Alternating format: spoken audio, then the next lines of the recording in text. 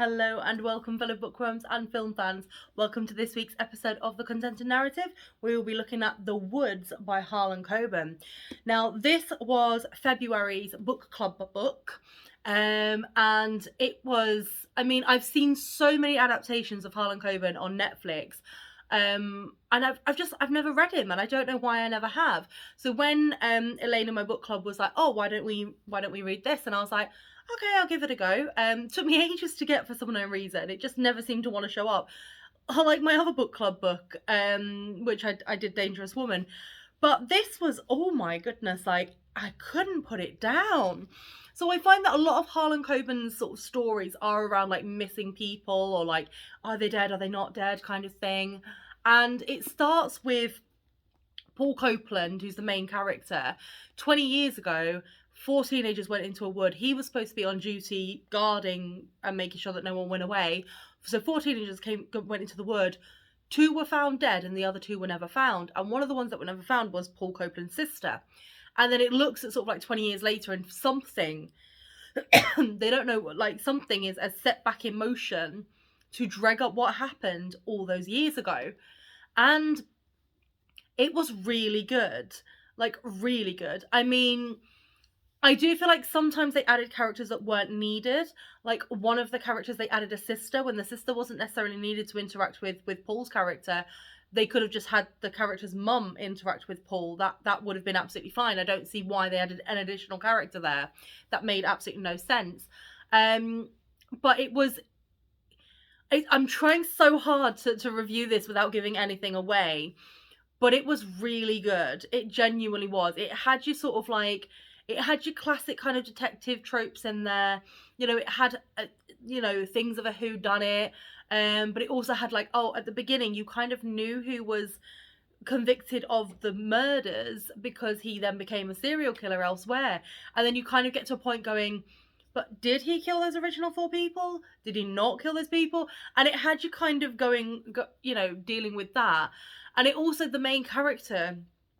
It had him looking at sort of like his past and his future and everything like that, and then realizing some truths about him, his mum, his dad, his sister, and everything like that. And it was a really good read because it had me on my toes the whole time. And it wasn't a case of like, I know I said it had elements of a whodunit, but it wasn't a case of you were trying to figure out exactly who did what. But when a murder is committed and you're sat there going, but who, what, like, why now? Why is this now kicking off 20 years later? And I couldn't put it down. I genuinely couldn't. I mean, I've been absolutely smashing through some books lately. And this one I sort of picked up and I was like, I'll give it a go, And within a couple of days I had it finished and I was like, oh wow. So I'm probably going to have a look at getting some other Harlan Coben books because he is a good writer. And what I find as well is all the characters are fleshed out, because sometimes I find that they flesh out the main characters and then they have sort of like side characters that have this whole interaction with the main character, but there's no backstory as to why that interaction has happened, whereas this definitely does. And it was such a satisfying ending as well. I mean, as I said, there were elements where I was a bit like, okay, they could have done that a little bit better. But I mean, I've not exactly been selling best novels. I've been trying to write my own. Goodness knows how that's going. I just write it as and when.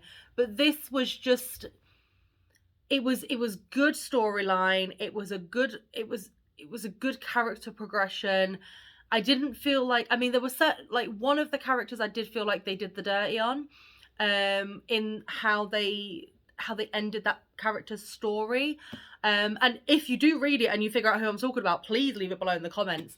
But one character in particular, I was sort of like, that's a bit of a 360, not 360, because that's taken back to where they were. It's a bit of a 180 to how the character was described at the beginning of the book to how they ended up. But I mean, I would definitely recommend it. It gets a 4 out of 5 from me, just because of those little bits in that character that I felt like they just completely undermined everything that this character was. Again, trying to give a review without giving spoilers. Oh my goodness, it's hard.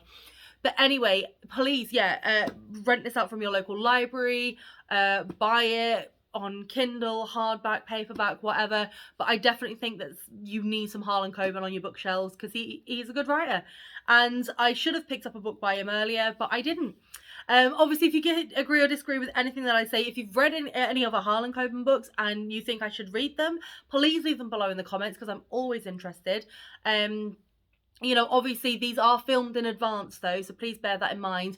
And I try not to review too many of the same author. I know I've done a couple of Susan Hill, a couple of Stephen King, a couple of Roald Dahl, but I try to get a variety of different authors, so please don't be offended if I don't review a book that you recommend. But thank you so much for the continued support, and remember to always keep it contento.